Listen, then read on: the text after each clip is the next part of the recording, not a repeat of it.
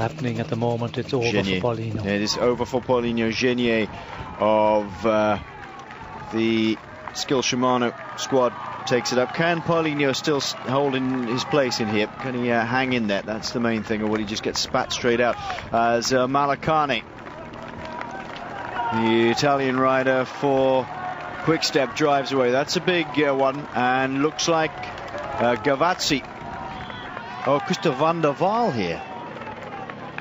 Yes, it would be Van der Waal actually. When you look at him, he's a lot bigger than Malacane.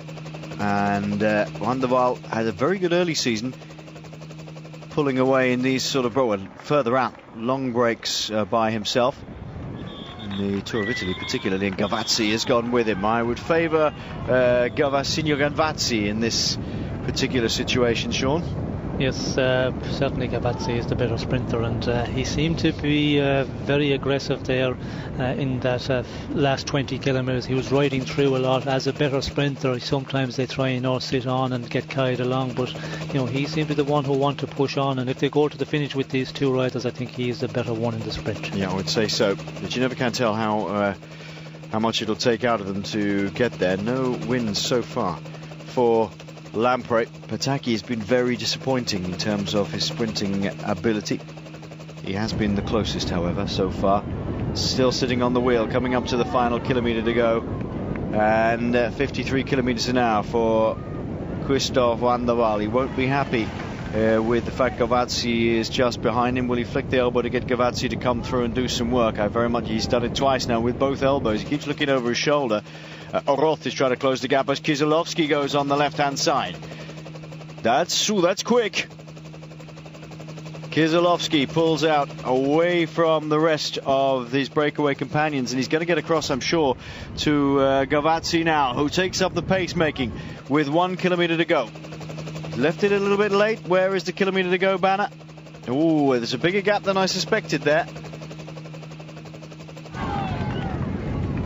And if these two keep driving it at this pace, then it looks to me as though they'll stay away. Christophe Van der Waal has decided the only way to get rid of Gavazzi is to kill him off with just pure, almost time trialing speed. He's looking over his shoulder. He's very worried about Gavazzi, and I'm not surprised. How far back is Kieselowski? There's always the chance, if they stop rolling along and start playing, that Kieselowski will catch these two. Now Gavazzi opens up. Whoa, he's opened up very early. Gavazzi takes to the front. Has Van der Waal still got anything in the tank to latch onto the wheel? Surprisingly, at the moment, yes. Gavazzi, though, has the strength. He moves away and takes the stage win from Christophe Van der Waal, and looked strong for the last 10 kilometres. We said he was a danger man. Who mops up the rest? It's Genier gets third, I think, for Skill Shimano, with Nico Siemens in fourth spot. Gavazzi rescues Lampre's Vuelta.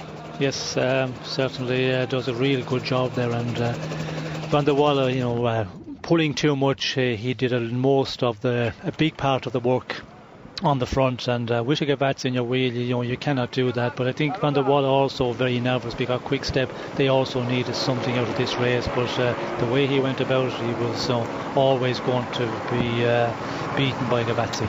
Yeah, I'm afraid so. Well ridden by Van der Waal or not?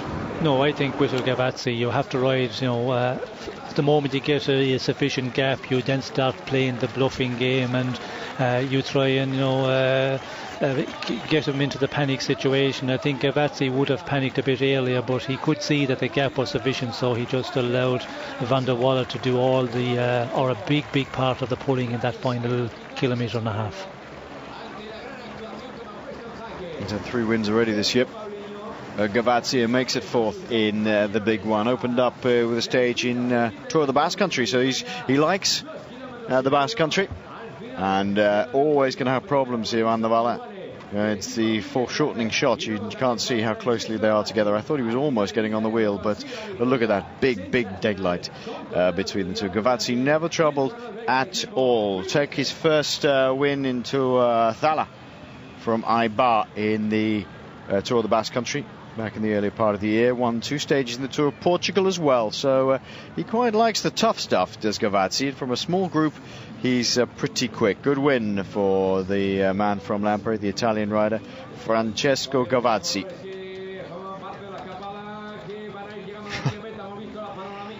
Poor old Van der Walle. Jürgen van der Walle really trying hard to get onto the wheel, but not managing it. Bringing the baby home, is he? Gavazzi, a happy man.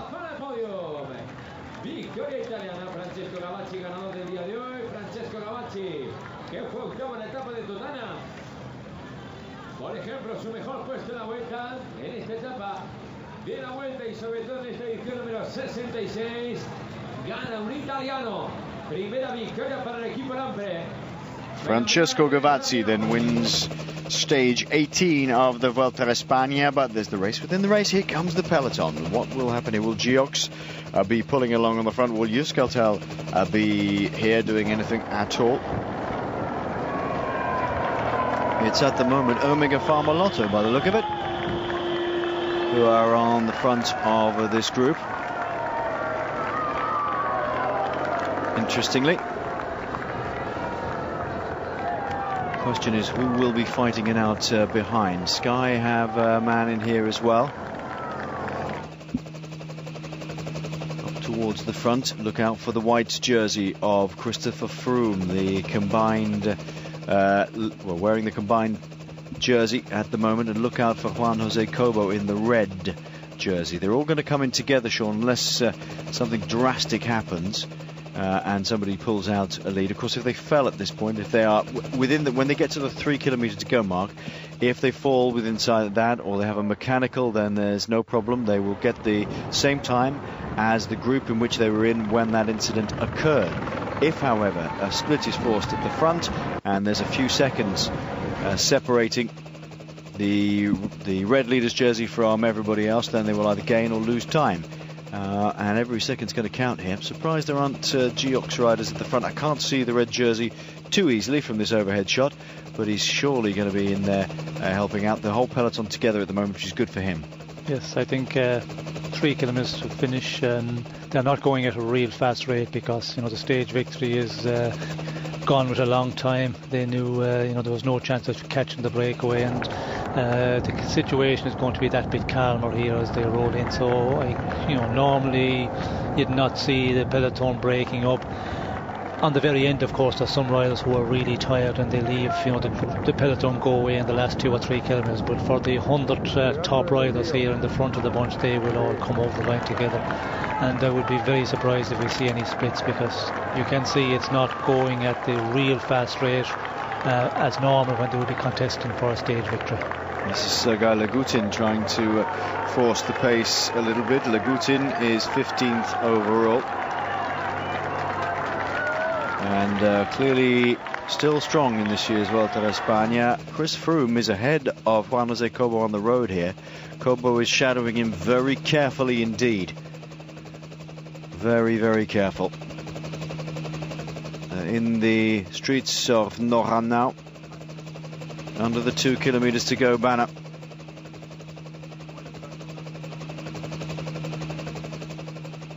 Well, we won't be hanging around for the podium today. We'll be going very quickly to tennis, the US Open.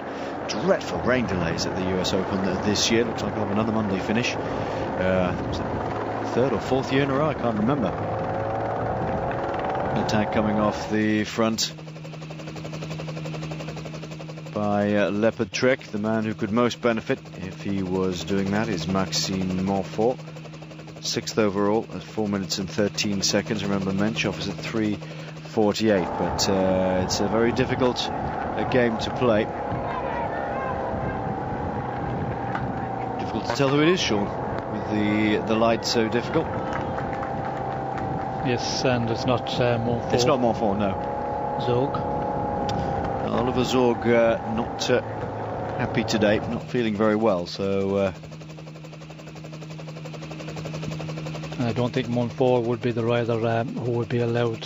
He's going to be a marked man there, as he's very much up in the general classification, only at 4:13, and it's very difficult to get out of the group here, as we can see. The rider from Leopard, he's not going to hold on and go all the way to the finish. Kilometre to go, and they're all looking at each other to ride in together at the moment, whereas Juan Jose Cobo is right in the middle of the shot in the red leader's jersey.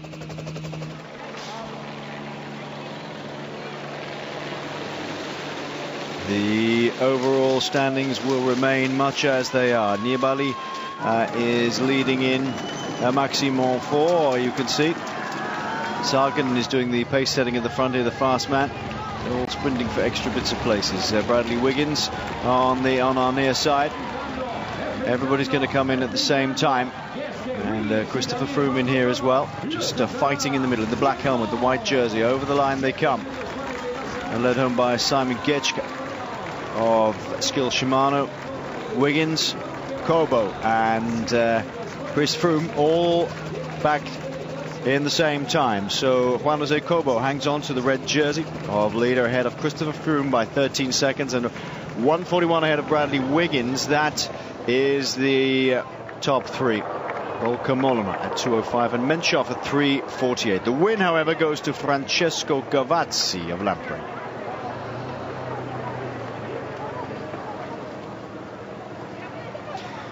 Well, nice to see the breakaway stay away. Nice to see Lamprey get something out of today's stage and from the Vuelta a España in general. Tomorrow's stage really is a super Basque day as we run along the coast to Bilbao. That is Gavazzi, shown ahead of Andoval and Genier. 158.5 kilometers to Bilbao tomorrow, and up and down most of the day. 2 third categories and 2 second category climbs. 1600 CET on Eurosport International and British Eurosport 2. Take an hour off if you're back in the UK. Bye for now.